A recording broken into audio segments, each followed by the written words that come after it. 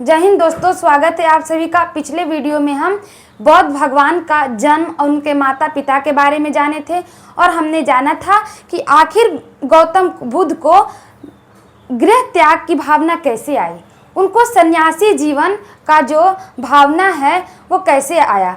उन्होंने 4 दृश्य को देखा, उससे उनको कैसे वैराग्य उत्पन्न हो गया, उनके मन में वैराग्य उत्पन्न हो गया। वो बूढ़ा देखते हैं, बीमार व्यक्ति देखते हैं, सबको देखते हैं और वो क्या दिखते हैं, सन्यासी को।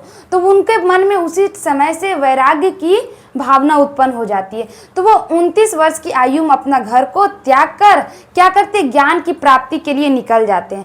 तो उनको जब वो ज्ञान की प्राप्ति के लिए निकले तो उनको एक गुरु मिले, अलार्क कलाम। अलार्क कलाम ने उनको पहली शिक्षा दी सांख्य दर्शन की। सांख्य दर्शन की शिक्षा अलार्क कलाम देते हैं, इसीलिए वो उनके पहले गुरु होते हैं। महात्मा बुद्ध हैं, उनके पहले गुरु अलार्क कलाम को कहा जाता है। वो क्या करते हैं, उनको पहली शिक्षा वही देते हैं। फिर वो जब राजगीर पहुंचते हैं तो रुद्रराम जो थे उनको वो योग की शिक्षा देते हैं। रुद्रराम योग की शिक्षा देते हैं। देखते होंगे आप बहुत सारे ऐसे ऋषि मुनियों को, या आप महात्मा बुद्ध को, महावीर स्वामी को, वो लोग या योग के मुद्रा में रहते हैं। तो योग की शिक्षा किसने दी, तो रुद्रराम ने। और सांख्य दर्शन की शिक्षा अलार्क कलाम देते हैं। तो हमने जाना योग और सांख्य दर्शन की शिक्षा जो गौतम बुद्ध थे उनको पहले मिला। अब हम जानते हैं कि उनको आखिर ज्ञान की प्राप्ति कैसे हुई, आखिर उनको ज्ञान की प्राप्ति कैसे हुई। तो जब वो इसके बाद वो राजगीर के बाद वो कहाँ जाते हैं, तो वो जाते हैं आपका सारनाथ। वो सारनाथ जाते हैं, वहाँ तपस्या करने लगते हैं। तो वहाँ एक लड़की आती है और वो बोलती है कि आप ऐसे तपस्या कर रहे हैं, क्या ऐसे तपस्या करने से आपको ज्ञान की प्राप्ति होगी? नहीं होगी, क्योंकि ज्ञान की प्राप्ति करने के लिए उसका पहले उसके बारे में जानना, उसको सही तरह से करना, सही मुद्रा में करना, इससे ज्ञान की प्राप्ति होती। उन्होंने कहा कि बीना के जो ताल होता है, बीना की जो ये होती है, आपको उसके खींचने से वो नहीं बजती। बीना के जो ताल है उसको खींचने से वो नहीं बजता, बल्कि बीना जो बजता है उसको बजाने के लिए तरीका चाहिए। वो बोलती है, ये बात गौतम बुद्ध को समझ में आता है कि ये बात सही बोल रही है। किसी भी चीज़ को करने के लिए हमको स्ट्रेटजी होना चाहिए, पहले उसके बारे में जानना, समझना और सही तरीके से किया जाता है, तभी वो चीज़ सक्सेस होता है। तो उन्होंने वो शिक्षा दिया उनको, वो बताएं उनको। तो जो गौतम बुद्ध होते हैं कहते हैं सही बोल रहा है, हमको यहाँ से कहीं दूसरे जगह जाकर और अच्छा से क्या करना चाहिए, हमको तपस्या करना चाहिए। तो वो सारनाथ से निकलकर क्या गया आते हैं, बिहार के गया आते हैं, नालंदा जिला गया जाते हैं। गया के कुछ दूरी पे वो एक शांत जगह, गया पहाड़ी एरिया है और बोध गया पहाड़ी एरिया, वहाँ से वो क्या किए 40-50 किलोमीटर अंदर गए और एक ऐसा जगह खोजे जहाँ वो शांति से क्या कर सकते थे, तो तपस्या कर सकते थे। तो वो जाते हैं और तपस्या करने के लिए स्थान खोजते, तो एक पीपल के वृक्ष के नीचे वो क्या करते हैं, बैठकर और क्या करते हैं, वो अपना ध्यान करने लगते हैं। कौन, तो महात्मा बुद्ध, आपको जिसे हम गौतम बुद्ध भी कहते हैं। तो हमने क्या कहा कि वो क्या करते हैं, एक पीपल के वृक्ष के नीचे बैठकर अपना तपस्या आरंभ करने लगते हैं। 6 वर्ष तक बिना अन्न और जल के वो क्या करते, तपस्या करते। 6 वर्ष तक वो बिना 6 वर्ष, हाँ सही है, 6 वर्ष की कठिन तपस्या। सोचिए 6 साल वो कठिन तपस्या करते हैं, बिना अन्न जल, बिना कुछ खाए पिए वो 6 वर्ष तक कठिन तपस्या करते हैं, तब उनको जाकर ज्ञान की प्राप्ति होती है। और उस दिन, जिस दिन ज्ञान की प्राप्ति होती, उस दिन वैशाख पूर्णिमा थी। उस दिन क्या था, वैशाख पूर्णिमा। तो देखिए, बिना अन्न जल ग्रहण किए 6 वर्ष की कठिन तपस्या के बाद 35 वर्ष की आयु में वैशाख की पूर्णिमा की रात को निरंजना नदी के किनारे किसको, पीपल वृक्ष के नीचे गौतम बुद्ध को ज्ञान की प्राप्ति होती है। देखिए 35 वर्ष की आयु में उन्होंने घर छोड़ा 29 वर्ष में, और उनको जाकर ज्ञान प्राप्ति होती है 35 वर्ष की आयु में। बिना कुछ खाए पिए वो क्या करते हैं, अपने ज्ञान की प्राप्ति के लिए वो अपना अपने आप को एकदम ईश्वर के लिए समर्पित, ईश्वर नहीं कर सकते, अपने आत्मा को समर्पित कर देते हैं कि हमको कुछ नहीं करना, सिर्फ हमको ज्ञान की प्राप्ति करना है। और क्या करना है, हमको अष्टांगिक मार्ग के द्वारा क्या करना है, हमको महापरिनिर्वाण करना है। महापरिनिर्वाण का मतलब होता है जैसे कोई मृत्यु हो गया, किसी की मृत्यु हो जाती है, अगर कोई कुछ अच्छा काम करके मरता है तो उसको क्या कहा जाता है कि वो, जैसे कि हम लोग के शहीद हैं, जो हम लोग मरेंगे तो क्या कहलाएंगे कि मर गया या उसकी मृत्यु हो गई। जो हमारे लेकिन जो बॉर्डर पे जो जवान हैं, अगर वो शहीद हो जाते हैं, उनकी मृत्यु हो जाती है तो हम लोग क्या कहते हैं, वो शहीद हो गया। इसी प्रकार जब वो अपना बौद्ध धर्म में जब वो अपना ज्ञान की प्राप्ति करने के बाद उनका जब मृत्यु होता है तो वो अष्टांगिक मार्ग के द्वारा होता है। तो इस तरह से इसके बारे में हम आगे पढ़ेंगे। तो देखिए, इनका जो तपस्या किए थे 6 वर्ष तक किए थे, और उन कठिन तपस्या के बाद 35 वर्ष की आयु, कितने वर्ष की आयु, 35 वर्ष की आयु में बैसाख की पूर्णिमा की, बैसाख के पूर्णिमा जिस दिन उनको ज्ञान की प्राप्ति हुई उस दिन बैसाख की पूर्णिमा थी। और वो बैसाख की पूर्णिमा और निरंजना नदी के किनारे, जिसे हम फाल्गु नदी कहते हैं, किस नदी के किनारे, तो निरंजना नदी के किनारे उनको ज्ञान की प्राप्ति होती है। निरंजना नदी के किनारे किस वृक्ष के नीचे, पूछेगा कि महात्मा बुद्ध को किस वृक्ष के नीचे ज्ञान की प्राप्ति हुई तो पीपल वृक्ष के नीचे उनको ज्ञान की प्राप्ति होती है। और देखो, जब उनको ज्ञान की प्राप्ति हो गई तो वो सिद्धार्थ से वो क्या बन गए, बुद्ध, क्या बन गए, बुद्ध। उनको क्या कहा गया, बौद्ध भगवान कहा गया। सिद्धार्थ से क्या कहा गया, बौद्ध भगवान, उनको बौद्ध कहा गया। बौद्ध से जाने लगे, बुद्ध से जाने लगे, बुद्ध से वो जानने लगे। तो उनको ज्ञान के प्राप्ति के बाद सिद्धार्थ बोध से जानने लगे। वह स्थान बोध गया कहलाया। जो स्थान आप बोध गया देख रहे हैं, पहले बोध गया नहीं था। जब महात्मा बुद्ध को वहाँ ज्ञान की प्राप्ति हुई तो वहाँ उनको वो स्थान को क्या कहा गया, बोध गया कहा गया। और जिस वृक्ष के नीचे हुआ उसे बोधि वृक्ष कहा जाता है। तो किस वृक्ष के नीचे हुआ था, तो पीपल के वृक्ष के नीचे महात्मा बुद्ध को ज्ञान की प्राप्ति हुई थी। अब देखो, उन्होंने तो पहले गए थे सारनाथ, तो सारनाथ में तुमको एगो लड़की बोली कि अरे तुम ऐसा नहीं, सॉरी यहाँ पे आप नहीं कीजिए, आप यहाँ नहीं कीजिए, आप जाइए, अच्छा जगह खोजिए और अच्छे तरीके से कीजिए, क्योंकि बीना के ताल को सिर्फ खींचना नहीं, उसको बजाना भी आना चाहिए। इस तरह से कुछ वो ज्ञान दिए थे, किनको, महात्मा बुद्ध को। तो उन्होंने कहा पहला उपदेश, बुद्ध के अपना पहला उपदेश सारनाथ में दिए। देखो, बुद्ध भगवान ज्ञान प्राप्ति कर लिए बोध गया में जाके, और बुद्ध भगवान के 2-4 गो दोस्त भी था, तो वो सारनाथ में अभियो तपस्या कर रहा था। तो पहले गए कि चलो अब हमको ज्ञान की प्राप्ति हो गया ने, तो हम पहले जाते हैं अपना दोस्त को ज्ञान दे के आते हैं, पहले उपदेश दे के आते हैं। तो पहला उपदेश उन्होंने सारनाथ में दिया। कहाँ दिया, सारनाथ में। क्वेश्चन आता है कि पहला उपदेश बुद्ध भगवान कहाँ देते हैं, तो सारनाथ में देते। कहाँ देते हैं, सारनाथ में देते हैं। देखो, जब ज्ञान की प्राप्ति हो गई, या कह सकते हैं उन्होंने जब पहला उपदेश दिया, उसे क्या कहा जाता है, धर्म चक्र परिवर्तन। जब महात्मा बुद्ध को ज्ञान की प्राप्ति हो गई तो क्या कहा गया, धर्म चक्र परिवर्तन। जब उन्होंने घर को त्यागा तो महाविनिष्क्रमण कहलाया गया। जब उनको ज्ञान की प्राप्ति हुई तो क्या कहा गया, धर्म चक्र परिवर्तन कहते हैं। क्वेश्चन आएगा, ज्ञान की प्राप्ति के बाद क्या कहा गया है, तो धर्म चक्र परिवर्तन। ध्यान में रखिएगा, भूलिएगा नहीं।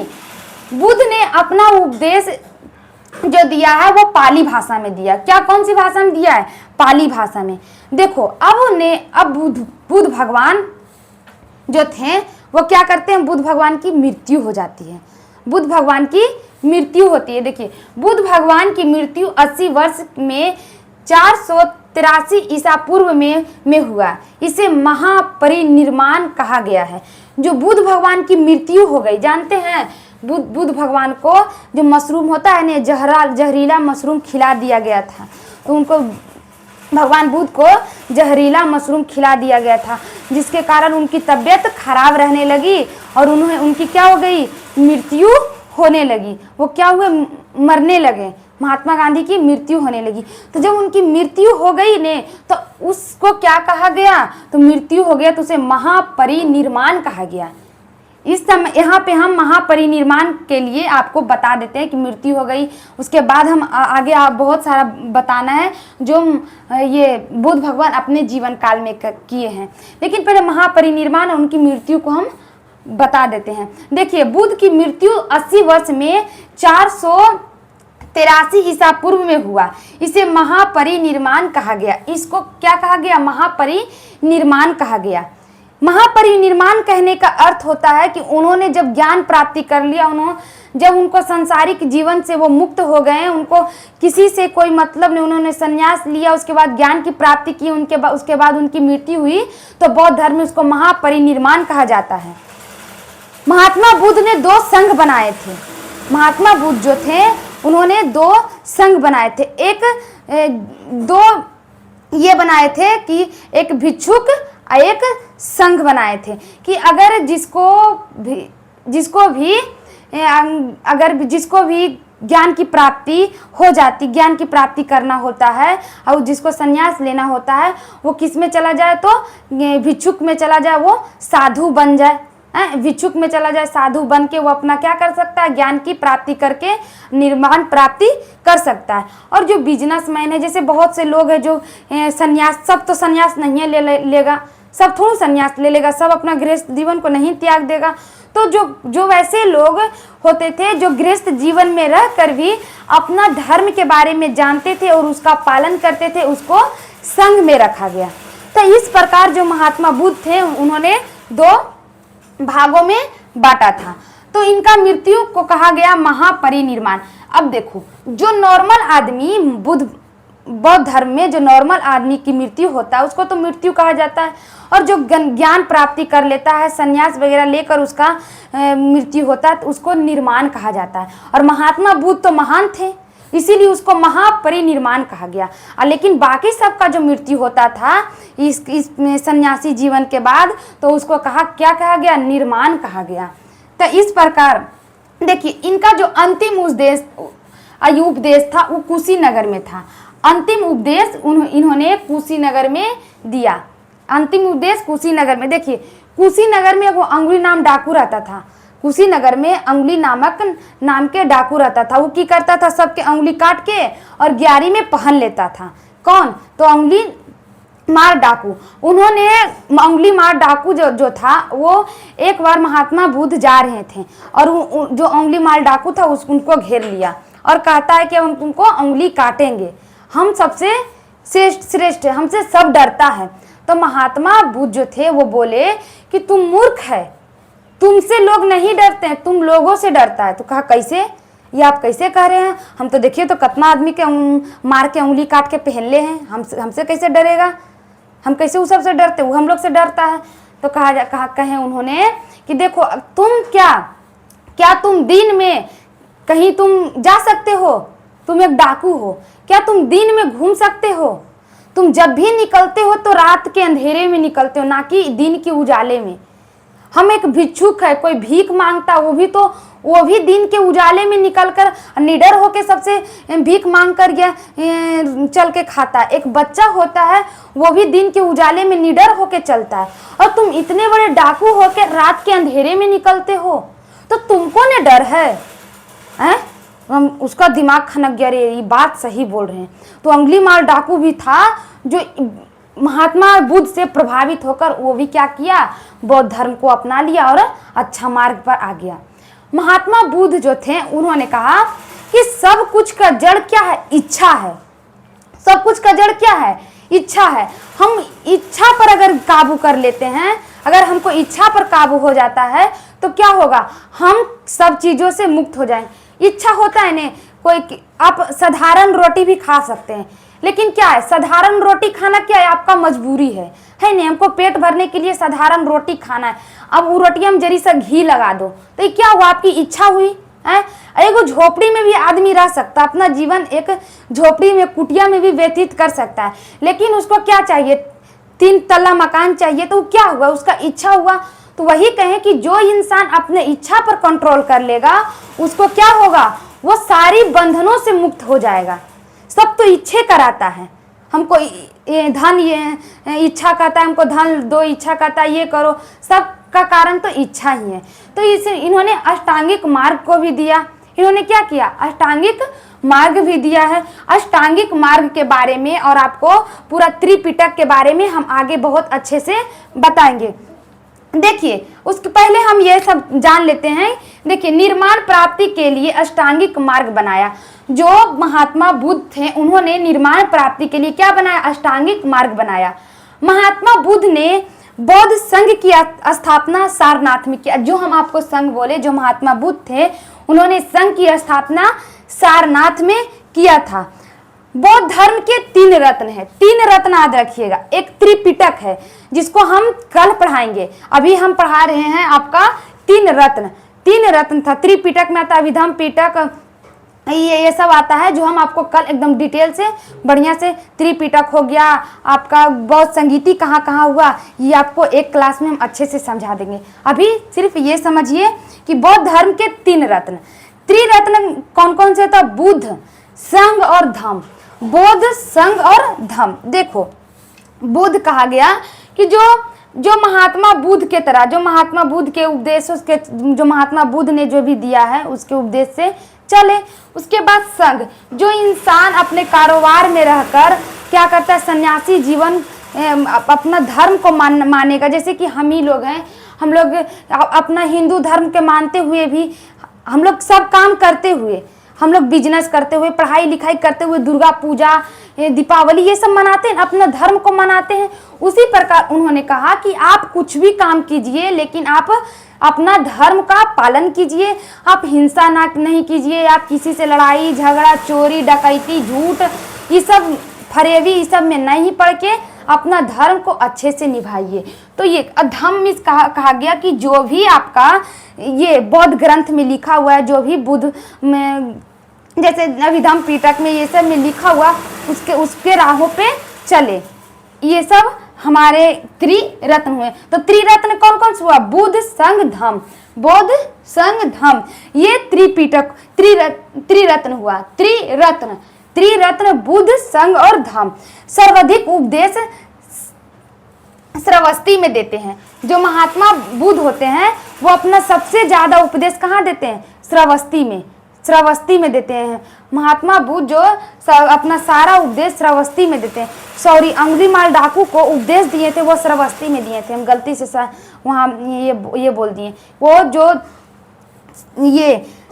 सर्वाधिक उपदेश श्रावस्ती में देते, वहीं अंगुलीमाल डाकू उनको मिलता है, श्रावस्ती में अंगुलीमाल डाकू मिलता है। और उन्होंने 10 सिलों का पर बल दिया।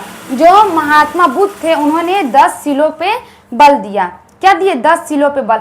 मतलब कि आपको चोरी नहीं करना है, सत्य बोलना है, लड़की उड़की के चक्कर में नहीं पड़ना है, ये सब 10 गो क्या दिए, ये सिलों दिए, 10 शिला दिए। 10 शिला, अष्टांगिक मार्ग, बौद्ध संगीति, आपका विनय पिटक, त्रिपिटक के बारे में कल आपको डिटेल से बताएंगे। कल आपका बौद्ध धर्म पूरा कंप्लीट हो जाएगा। जय हिंद।